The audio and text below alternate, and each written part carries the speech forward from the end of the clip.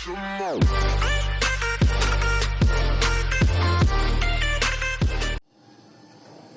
Guys, welcome my YouTube channel. मेरा नाम है राहुल गोयल और आज हम लिमिट का दूसरा लेक्चर है। पिछले लेक्चर में हमने लिमिट के कॉन्सेप्ट को समझा था। अगर आप हमारे चैनल पर नए हैं तो आप आई बटन पर क्लिक करके वीडियो को देख सकते हैं या डिस्क्रिप्शन में मैंने वीडियो लिंक डाला है तो आप वहां से भी देख सकते हैं। आज के लेक्चर में कुछ नई प्रॉब्लम्स लेकर आए हूँ लिमिट से रिलेटेड, तो आज हम उसके ऊपर डील करेंगे। तो आपके सामने क्वेश्चन है number first, limit x tends to 1 x sine x minus greatest integer upon x minus 1। तो इसकी हम पहले लिमिट एग्जिस्ट चेक करेंगे, क्योंकि यहाँ पर ऑप्शन में तो मैंने अभी कुछ दिया नहीं है क्योंकि यहाँ वैल्यू क्या आने वाली है। तो सबसे पहले हम लिमिट की एग्जिस्ट को चेक करना सीख लेते हैं। तो मैं पहले राइट हैंड लिमिट निकाल लेता हूँ। राइट हैंड लिमिट निकालेंगे तो limit x tends to 1 positive x sine x minus greatest integer upon x minus 1, यानी कि right hand limit x tends to 1 positive पर निकलेगी। तो मैं इसको s टेंड्स टू 0 कर देता हूँ। ठीक है sir. 1 plus h sine 1 plus h minus greatest integer के अंदर 1 प्लस h आ जाएगा अपॉन 1 प्लस h माइनस 1। ठीक है, तो 1 से 1 मैं कैंसिल कर देता हूं। नेक्स्ट स्टेप में limit s tends to 0 1 plus h, okay, sine 1 plus h। अब ग्रेटेस्ट इंटीजर के अंदर क्या है, 1 प्लस h है और s टेंड कर रहा है 0 से, यानी कि अंदर जो फंक्शन है वो 1 से बड़ी वैल्यू देगा। 1 से बड़ी वैल्यू दे रहा है और ग्रेटेस्ट इंटीजर की फिर वैल्यू क्या आ जाएगी, 1 आ जाएगी। क्योंकि इसका मींस क्या होता है, ग्रेटेस्ट इंटीजर का मींस क्या होता है, x minus 1, greatest integer x minus x। क्योंकि 1 प्लस s है तो सबसे लीस्ट इंटीजर क्या हो जाएगा, 1 हो जाएगा। तो यहाँ पर क्या वैल्यू हो जाएगी, 1 आ जाएगी। इसको क्लोज कर देते हैं। 1 से 1 कैंसिल कर दिया था तो अपना नीचे क्या आ गया, h आ गया। नेक्स्ट स्टेप में क्या करेंगे, limit s tends to 0 1 plus h sine 1 से 1 कैंसिल कर देता हूं मैं, h आ गया अपॉन h। ठीक है, next step limit s tends to 0। अब मैं इसको थोड़ा अलग करके लिख देता हूं, h को इसके साथ लिख देता हूं, साइन के साथ, साइन h अपॉन h। और आपको पता ही होगा कि limit s tends to 0 sine h upon h equal to 1 होता है। ये आपने तो पढ़ा ही होगा 12th क्लास में। तो इसकी वैल्यू, इसकी लिमिट क्या आ जाएगी, 1 आ जाएगी। और s टेंड्स टू 0 होगा तो ये 1 दे देगा, तो 1 इंटू 1 इक्वल टू 1 आ जाएगा। यानी कि हमारी राइट हैंड लिमिट क्या आ गई, 1 आ गई। तो अब क्या निकालेंगे, left hand limit.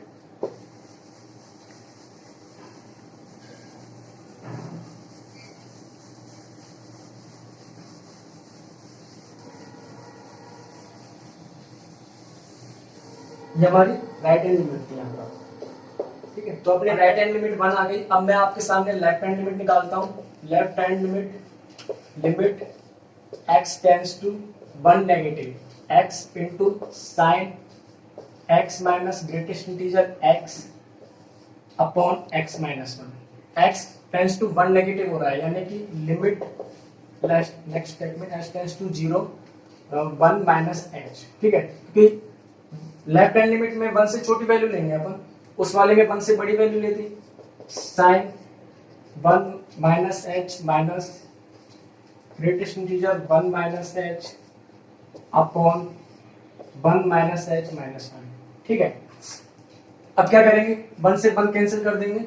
Next step में क्या होगा, s tends to 0 1 minus h sine 1 minus h minus greatest integer क्या है, 1 माइनस h है और h टेंड हो रहा है 0 पर, 0 पॉजिटिव पर, यानी कि 1 से छोटी वैल्यू है और ग्रेटेस्ट इंटीजर के अंदर 1 से छोटी वैल्यू है तो अपनी कितनी आ जाएगी, 0 वैल्यू हो जाएगी। यानी कि ग्रेटेस्ट इंटीजर 1 माइनस h की वैल्यू कितनी होनी है, 0 होनी है, अपॉन माइनस h आ गया। ठीक है, नेक्स्ट स्टेप में limit s tends to 0 1 minus h sine 1 minus h upon 1 minus h। Okay, next step limit h tends to 0।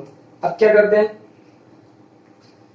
मैं इसको इसके साथ लिख देता हूँ 1 minus H upon 1 minus H, okay, और साइन 1 माइनस, और लिमिट जा रही है अपनी एच टेंड्स टू 0 पर। अब देखो मैं h tends to 0 value put करूंगा तो ऊपर क्या जाएगा 1 माइनस 0, नीचे आ जाएगा माइनस 0 और साइन 1, ठीक है। साइन 1 तो कोई फाइनाइट वैल्यू है और 1 माइनस 0 कितना हो जाएगा 1 0 और साइन 1, यानी कि 1 अपॉन 0 तो क्या होता है माइनस इन्फिनिटी। सो अपनी लेफ्ट हैंड लिमिट क्या आ गई थी equal to 1 and right hand limit कितनी आई थी अपनी, सॉरी लेफ्ट हैंड लिमिट कितनी आई थी अपनी minus infinity. Left hand limit equal to minus infinity, और दोनों क्या है नॉट इक्वल है, ये तो डिफाइन ही नहीं है क्योंकि माइनस इन्फिनिटी कोई एग्जिस्ट तो कर नहीं रहे और नॉट इक्वल है, इसलिए दोनों क्या हो गए डज नॉट एग्जिस्ट।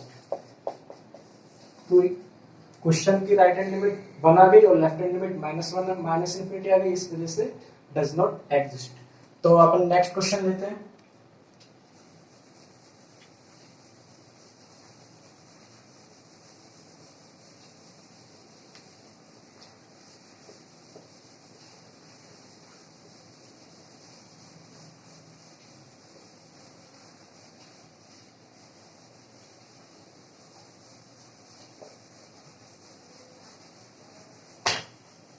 तो नेक्स्ट एग्जांपल अपना है limit x tends to 0 greatest integer sin x upon x।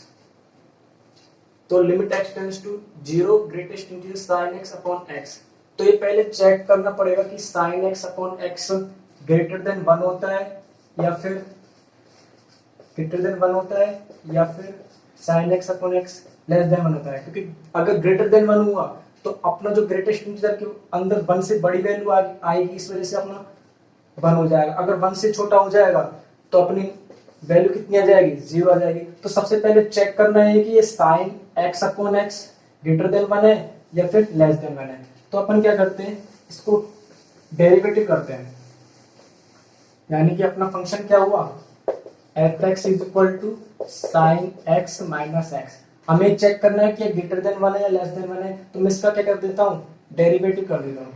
sin x का cos x हो जाता है और x का 1 हो जाता है, ठीक है। cos x का जो इंटरवल क्या होता है -1 से 1 के बीच में होता है, तो cos x -1 होगा, यानी कि अगर हम -1 कर देते हैं दोनों साइड cos x -1 0, यानी कि अपना जो cos x -1 है वो लेस देन 0 होगा, यानी कि नेगेटिव होगा लेस देन 0। और जब f(x) less than equal to 0 है, इसका मतलब f(x) क्या हुआ डिक्रीज हुआ। f(x) is monotonic decreasing function. जब f' यानी कि f(x) क्या हो गया मोनोटोनिक डिक्रीजिंग फंक्शन हो गया। अब ये चेक करना है कि जैसे अपना क्या x टेंड हो रहा है 0 पर, यानी कि अगर x की वैल्यू 0 से बड़ी हुई और अगर x की वैल्यू लेस देन 0 हुआ यानी नेगेटिव हुई, तो फंक्शन चेक करते हैं डिक्रीज होता है या फिर मतलब पॉजिटिव देता है नेगेटिव देता है, यानी कि दोनों तरफ फंक्शन ले लेते हैं। f(x) डिक्रीजिंग है यानी कि फंक्शन डिक्रीज है, तो बड़ी वैल्यू पर f(x) छोटा हो जाता है और 0 पर क्या हो जाएगा वो बड़ा हो जाएगा। अपना f(x) क्या था sin x minus x, sin x minus x less than f of 0 0, यानी कि f ऑफ 0 क्या हो गया 0 हो गया, ठीक है। तो अब मैं -x को इधर ले जाता हूं, ठीक है। अब अपना क्या था x पॉजिटिव था यानी कि 0 से बड़ा है, तो दोनों में इसका डिवाइड कर देता हूं sin x के नीचे लेस देन 1, यानी sin x upon x less than 1 हुआ। ये तो पहली कंडीशन थी जब x क्या था 0 से बड़ा। दूसरी कंडीशन क्या है जब x है लेस देन 0 यानी कि नेगेटिव, तो मैं दोनों और क्या ले लेता हूँ f(x) ले लेता हूँ, लेकिन अपना डिक्रीजिंग फंक्शन है इस वजह से x अगर छोटा है तो f(x) हो जाएगा बड़ा ग्रेटर देन 1 और 0 छोटा है यानी कि x से, यानी कि f ऑफ 0 हो जाएगा छोटा। एफ एक्स क्या है, sine x minus x greater than F of zero का अपनी वैल्यू कितनी थी, जीरो हो गई। अब इस माइनस एक्स को मैं इधर ले जाता हूँ right side, sine x greater than x, ठीक है। अब क्या करना है, x less than zero, negative value है, नेगेटिव वैल्यू को अगर मैं इधर से डिवाइड करूंगा और इधर भी डिवाइड करूंगा तो अपना जो इनइक्वालिटी है वो चेंज हो जाएगी, यानी ग्रेटर देन है तो लेस देन हो जाएगी, sign x upon x less than 1। यानी कि इधर भी क्या आ गया, जब फर्स्ट कंडीशन पे x ग्रेटर देन 0 था तो sin x लेस देन 1 हो गया, जब x लेस देन 0 था दूसरी कंडीशन थी x लेस देन 0 तो sin x लेस देन 1 हो गया। यानी कि अपना जो फंक्शन ये यानी कि sin x अपॉन x क्या है, लेस देन 1 है। और जब इसको ग्रेटेस्ट इंटीजर के अंदर रखेंगे, साइन एक्स अपॉन एक्स को ग्रेटेस्ट इंटीजर के अंदर रखेंगे तो ग्रेटेस्ट इंटीजर का मतलब ये है अगर 1 से छोटी वैल्यू है तो ग्रेटेस्ट इंटीजर के अंदर 1 से छोटी वैल्यू आती है तो ग्रेटेस्ट इंटीजर की वैल्यू कितनी आ जाएगी, 0। यानी कि अपना जो इस लिमिट का आंसर क्या आया, 0। यहाँ हमने left hand right hand limit question में निकाली, हमने डायरेक्टली चेक किया कि ग्रेटेस्ट इंटीजर में left hand right hand limit वाला कॉन्सेप्ट नहीं लगाना होता है, उसमें डायरेक्टली चेक करना होता है ग्रेटेस्ट इंटीजर के अंदर जो फंक्शन है वो 0 से वो 1 से बड़ा है या 1 से छोटा है, तो उस हिसाब से अपना कितनी वैल्यू आ गई, 0। तो ये अपना सेकंड एग्जांपल हो गया। नेक्स्ट एग्जांपल भी मेरा इसी तरह से है, मैं उसे भी करा देता हूँ। नेक्स्ट एग्जांपल मैं थर्ड लेता हूँ, पिछले एग्जांपल की तरह ये, उसमें क्या लिया था, greatest integer sine x upon x लिया था। अब मैं इसमें लेता हूँ limit x tends to 0 greatest integer tan x upon x. उसी की तरह उसी एग्जांपल की तरह ये, बस इसमें मैंने क्या किया, tan x अपॉन x किया है। मेथड वही रहेगा क्योंकि इसमें ना तो मैं राइट हैंड लिमिट निकालनी है ना ही लेफ्ट हैंड लिमिट निकालनी है, मैं डायरेक्ट ये चेक करूंगा कि tan x upon x greater than 1 है या tan x upon x less than 1 है, क्योंकि मुझे ग्रेटेस्ट इंटीजर दिया है, यहाँ राइट हैंड लिमिट और लेफ्ट हैंड लिमिट वाला कॉन्सेप्ट नहीं लगेगा। वहां तो मुझे ये चेक करना है कि 1 से बड़ी वैल्यू आएगी तो मेरा आंसर आ जाएगा 1, अगर 1 से छोटी वैल्यू आ जाएगी तो मेरा आंसर आ जाएगा 0। तो मुझे चेक ये करना है इसमें से क्या ये ग्रेटर देन 1 होगा, क्या ये लेस देन 1 होगा। तो मेथड में वही लगाऊंगा डेरिवेटिव वाला। तो सॉल्यूशन करते हैं इसका। एफ एक्स क्या लिया मैंने, tan x माइनस एक्स, ठीक है। अब मैं क्या करता हूँ, डेरिवेटिव कर देता हूँ, एफ डैश एक्स डेरिवेटिव कर देता हूँ F dash x, tan x का क्या हो जाता है, sec स्क्वायर एक्स, x का 1 हो जाता है, ठीक है। अभी चेक करना है कि sec square x minus 1 greater than 1 होता है या लेस देन 1 होता है। तो आपको पता है अगर मैं sec 0 डिग्री कितना होता है, 1 होता है, और 1 होता है, और sec अगर मैं अगर 30 डिग्री निकालता हूँ तो कितना होता है अपना sec 30 डिग्री अपना 2/√3, यानी कि ये क्या होता है 1 से बड़ा ही होता है, यानी कि मतलब अपना क्या हो जाएगा, ग्रेटर देन 0 हो जाएगा, यानी कि ये ग्रेटर देन 0 हो गया। और जब F dash x greater than 0 आ जाता है इसका मतलब अपना जो फंक्शन क्या था, मोनोटोनिक इंक्रीज हो जाता है। और जब लेस देन आ जाता है, पिछले वाले में लेस देन 0 था, इस वजह से वो क्या हुआ, डिक्रीज था, और ग्रेटर देन में इंक्रीज हो जाता है। तो अपना क्या लिखेंगे यहाँ पर, F x x is a monotonic increasing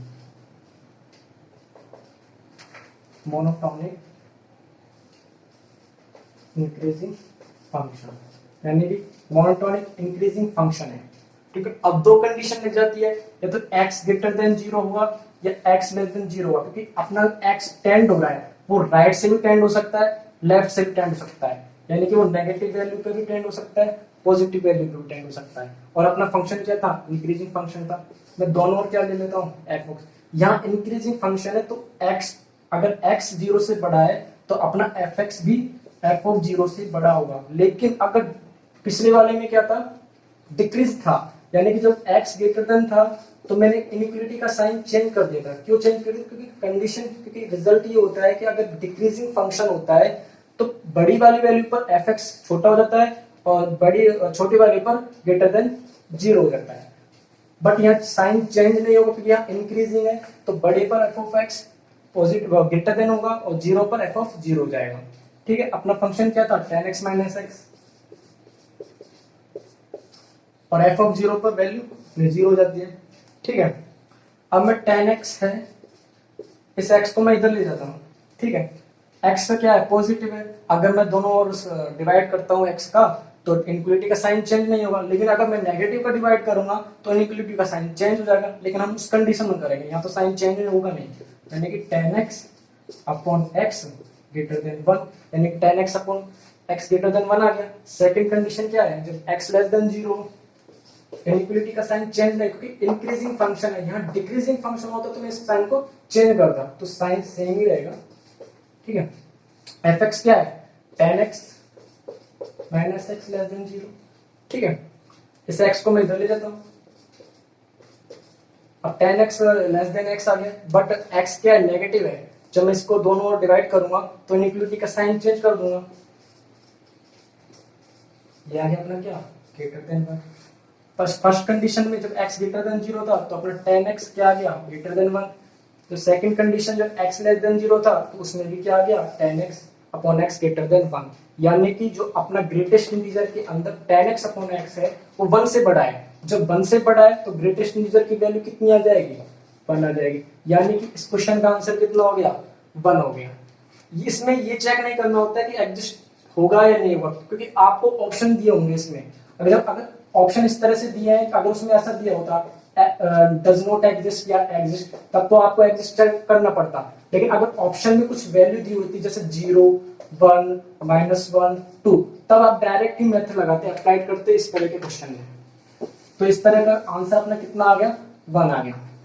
तो आप इस तरह से समझ सकते हैं। मैं नेक्स्ट एग्जांपल लूंगा, थोड़ा बड़ा क्वेश्चन है, उसको भी अपन समझते हैं।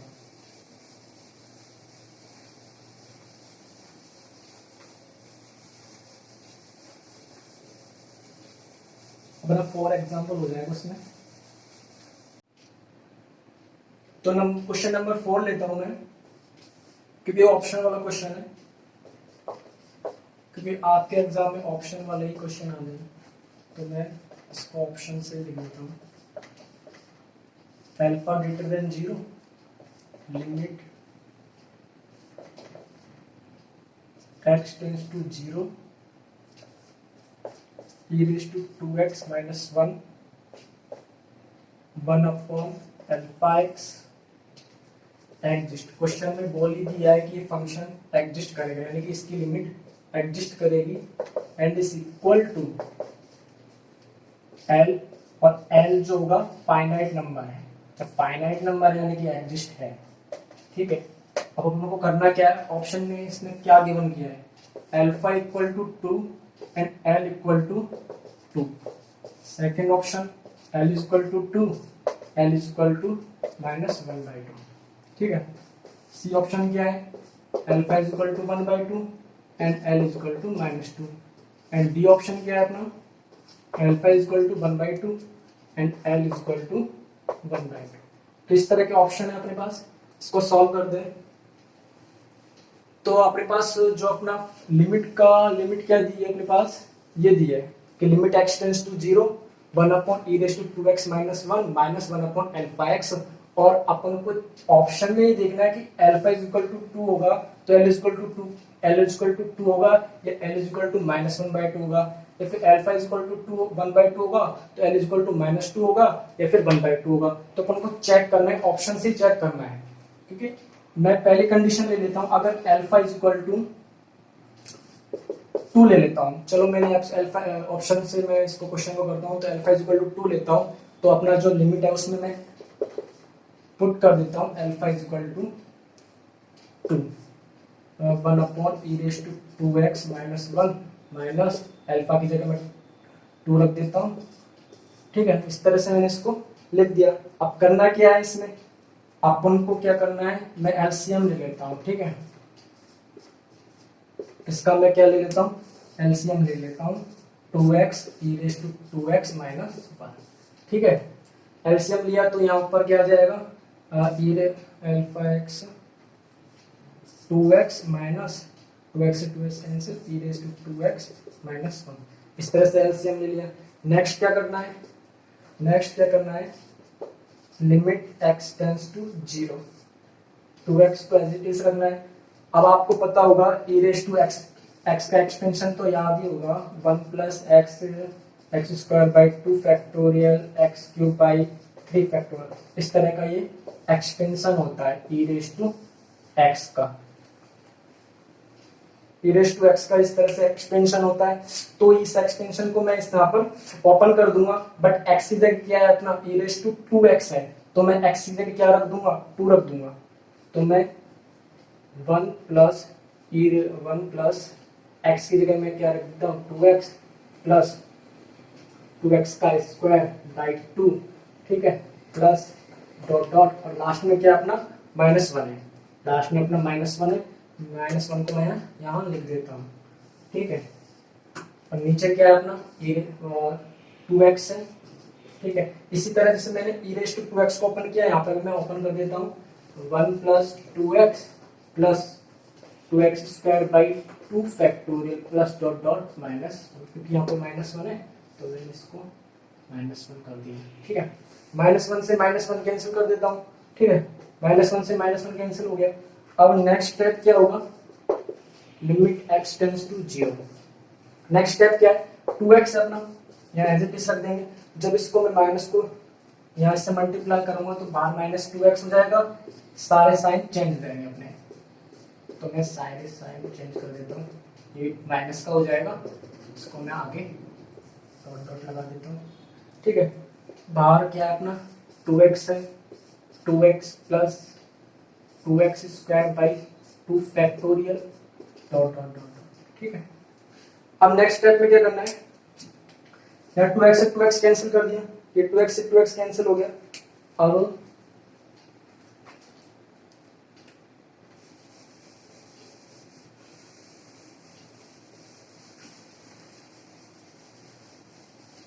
टू एक्स से 2x कैंसिल हो गया।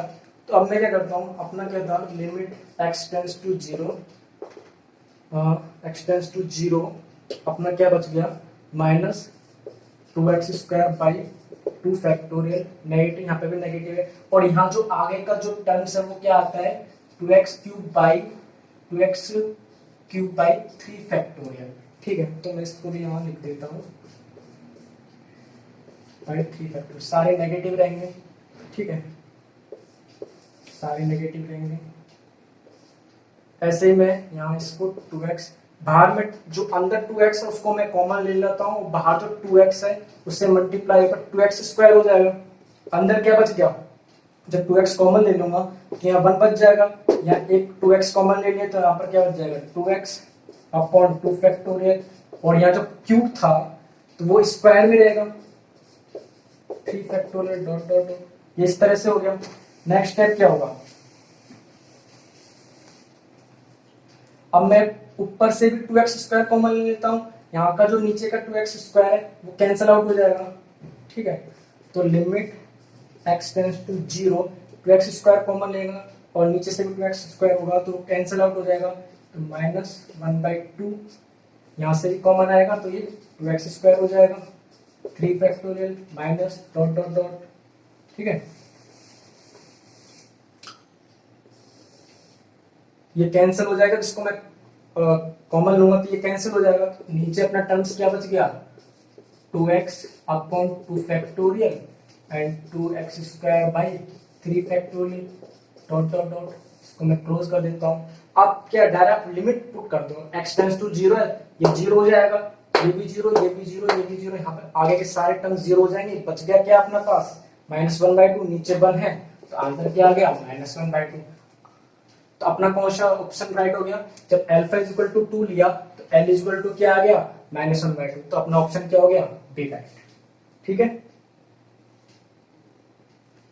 सो गाइस, आज मैंने आपके सामने 4 एग्जांपल लिए थे जहां मैंने उनके सॉल्यूशन सॉल्व किए थे, तो आपको उनमें कोई भी डाउट्स हो तो आप कमेंट बॉक्स में कमेंट कीजिए। नेक्स्ट लेक्चर में मैं आपके सामने कुछ इनडिटरमिनेट फॉर्म का कॉन्सेप्ट कनेक्ट करने वाला हूँ, कुछ इस तरह की फॉर्म्स आपको नजर आएंगी, 0/0 फॉर्म, ∞ फॉर्म, 1∞ फॉर्म। तो ये इनडिटरमिनेट फॉर्म को देखकर हम मेथड यूज कर पाएंगे कि लिमिट को कैसे सॉल्व करते हैं। तो आप नेक्स्ट लेक्चर भी जरूर से जरूर देखिए और चैनल को सब्सक्राइब कीजिए और बेल आइकन को प्रेस कर लीजिए। Thank for watching.